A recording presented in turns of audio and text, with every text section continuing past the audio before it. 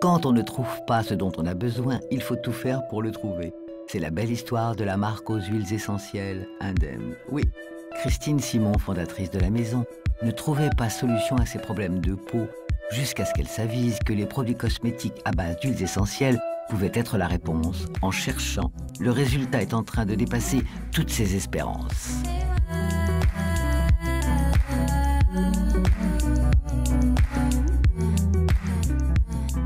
Aujourd'hui, dans ce qu'on va retrouver dans les cosmétiques dites naturelles, bio, qui vont supporter de l'actif en huile essentielle, en tout cas pour notre cas, ça va être vraiment de pouvoir faire un excipient à base naturelle, c'est-à-dire en utilisation des huiles végétales.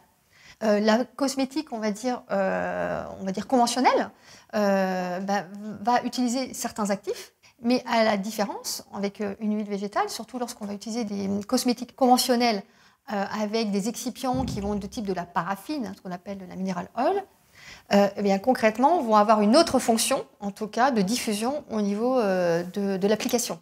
Pourquoi? Parce que l'huile minérale va avoir un effet occlusif sur les huiles essentielles, au contraire d'une huile végétale qui va pouvoir permettre de diffuser cet actif.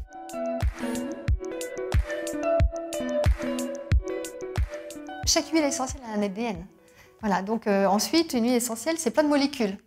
Et donc, on va choisir la meilleure molécule, concrètement, qui va correspondre à la problématique de la peau qui en ressort. Pour mieux comprendre comment cela se passe, direction le laboratoire scientifique auquel Christine Simon a fait appel. Ici, on distille des huiles essentielles, mais surtout, on analyse leurs bienfaits. La cosmétique aujourd'hui, c'est une vraie science.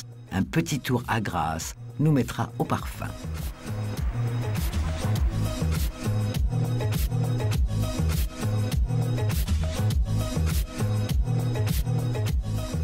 Alors, dans ce coin de laboratoire, on va avoir la première étape de notre travail, c'est-à-dire l'obtention de l'huile essentielle. Il faut savoir que nous, en tant que chercheurs, très souvent, c'est une matière première brute qui arrive des quatre coins du monde. Et dans une première étape, il va falloir l'extraire. Et donc d'utiliser ce principe de l'hydrodistillation, où on utilise l'eau pour entraîner les composés volatiles et les récupérer. Alors on voit ici la phase d'huile essentielle qui s'accumule. Et donc là, on a une variété un petit peu originale de myrrhe qui n'est pas connue. C'est-à-dire que la myrrhe qui est utilisée par la parfumerie, qu'on appelle la Commiphora myrrha, est bien connue. Et là, c'est une variété qui vient d'un coin du monde que pour l'instant on ne peut pas trop préciser, mais qui présenterait des propriétés intéressantes et donc on est en train de l'extraire. Reste encore à isoler cette particule. Pour cela, on utilise un chromatographe. Les différents éléments qui composent l'huile sont alors séparés à l'aide de cette machine afin d'identifier l'actif qui a le plus de potentiel pour l'effet cosmétique recherché. Alors notre but à nous, c'est bien sûr de trouver sur un composé où la base de données n'arrive pas à l'identifier parce que ça veut dire que ce composé n'est pas connu. Et là, on va pouvoir continuer les investigations pour peut-être identifier l'actif de demain. L'actif trouvé, il faut ensuite l'associer à d'autres huiles plus parfumées, car si certaines sont naturellement agréables à sentir, d'autres le sont quand même beaucoup moins. L'idée, c'est d'arriver à un mélange harmonieux, non seulement actif, ça c'est une chose, mais aussi harmonieux au nez, pour que le produit au final soit quand même agréable à utiliser. Souvent, quand on a pas mal d'huile essentielle dans un produit, les gens sont pas très habitués à sentir fort comme ça, ou brut, ou nature surtout. Ce sont des odeurs très nature. Ils sont habitués au parfum du commerce. Et donc là, voilà, l'idée c'est d'harmoniser tout ça. Alors, verdict. Aujourd'hui, on va dire la majorité des personnes apprécient la partie citrus et agrumes. Donc c'est pour ça que l'odeur aussi est importante pour plaire. Lorsque l'on met un produit cosmétique, ça doit être aussi la notion de plaisir.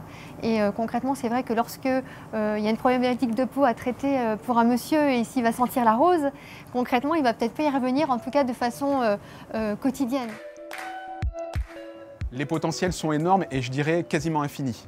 Tout simplement parce que la biodiversité végétale est encore inexploitée. Donc le nombre de plantes qui recèlent des trésors parmi leurs huiles essentielles est très présent. Donc là encore, on n'a pas exploré toute la biodiversité végétale. Donc là, on sait qu'on a encore du travail pendant des générations et des générations. Et des générations qui, grâce aux huiles essentielles, chercheront jeunes longtemps.